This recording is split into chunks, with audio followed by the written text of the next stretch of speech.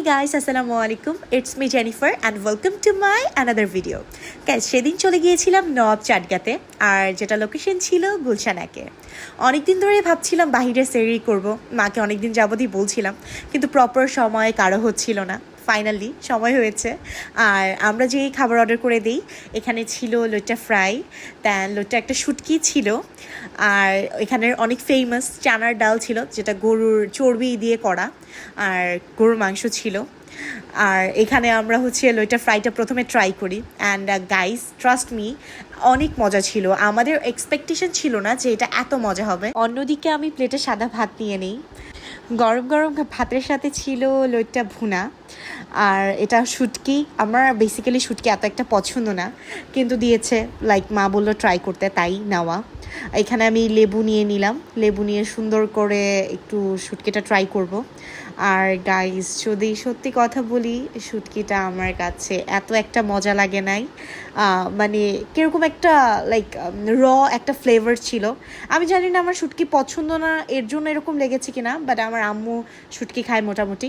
মা বলেছে যে লাইক শুটকিটা আমার কাছে ভালো লাগে না, তো আমার কাছেও একটা স্ট্রং ফ্লেভার পেয়েছিলাম আমি। তো এখানে আমি কোনো রকমভাবে শুটকিটা খেয়ে উঠি। তারপর নিয়ে নিই ওয়ান অফ মাই ফেভারিট খাবার, গরুর মাংস। আর গাইস, গরুর মাংসের কথাটা যদি বলি, ওদের quantity and quality 10 out of 10। আমার খুবই মজা লেগেছে। আর যেহেতু আমি এত একটা ঝাল খাই না, তো আমার জন্য মোটামুটি ভালোই ছিল। আর গাইস দেখো, এদিকে লাইক মাংসটা এত সফট ছিল, আমি খুবই তৃপ্তি করে ভাত খেয়েছিলাম, অ্যান্ড আমার তো খুবই ভালো লেগেছে। অন্যদিকে আমি এদিকে একটু লেবু নিয়ে নিয়েছিলাম, অ্যান্ড লেবু দিয়ে শসা দিয়ে গরুর মাংসটা আমি খুবই এনজয় করেছি গাইস। তোমরা জাস্ট মাংসটা দেখো। এদিকে আমি একটু চানার ডালটাও নিয়ে নিচ্ছিলাম। আর চানার ডালের কথা যদি গাইস বলি, এটাও আমার খুবই ফেভারিট ছিল।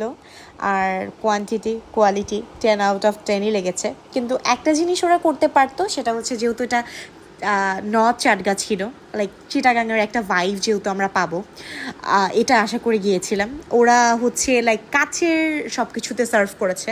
ওরা কাচের প্লেটগুলোতে সার্ভ না করে, যদি ওরা লাইক খাবারের কথাও যদি আমি বলি, কাচের বাটিতে সার্ভ না করে ওরা যদি মাটির থালায় বা মাটির বাটিতে সার্ভ করতো, তাহলে জিনিসটা একদম পিওর চাটগা বা চিটাগাংয়ের যে ব্যাপারটা, ওইটার মানে ফ্লেভার আমরা পেতাম। এমনি খাবার মজা ছিল। গরুর মাংসটা গাইস দেখো, আমি বারে গরুর মাংসের প্রেমে পড়ে গিয়েছিলাম। আমার খুবই মজা লেগেছে, অ্যান্ড আমি শুটকিটা বাদে এই দুটা দিয়ে খুবই মজা করে মেখে ভাত খেয়েছি, অ্যান্ড আমার কাছে খুবই মজা লাগছে, অ্যান্ড আমার মার কাছেও মোটামুটি ভালোই লেগেছে। অ্যান্ড সবার লাস্টে আমাদের লোটাতে এত মজা লেগেছিল, আমরা আবার অর্ডার করি, অ্যান্ড আমরা আবার এই লোটা আমি লেবু দিয়ে খাচ্ছিলাম, অ্যান্ড আমার কাছে গাইজ এইটাও বেস্ট ছিল। আমি যদি যাই সেকেন্ড টাইম, আমি জাস্ট এই লোটাটা খাওয়ার জন্য যাব। আর গরু মাংসও ভালো ছিল, বাট এইটার ফ্যান হয়ে গিয়েছি আমি। আর আমরা যে কজন ছিলাম, সবার কাছে এটা খুবই ভালো লেগেছে। আর এখান থেকে ডিরেক্ট চলে গিয়েছিলাম আমরা ওয়াফেল ট্রাই করতে। ওয়াফেল বরাবরই আমার থেকে আমার আম্মুর বেশি পছন্দ।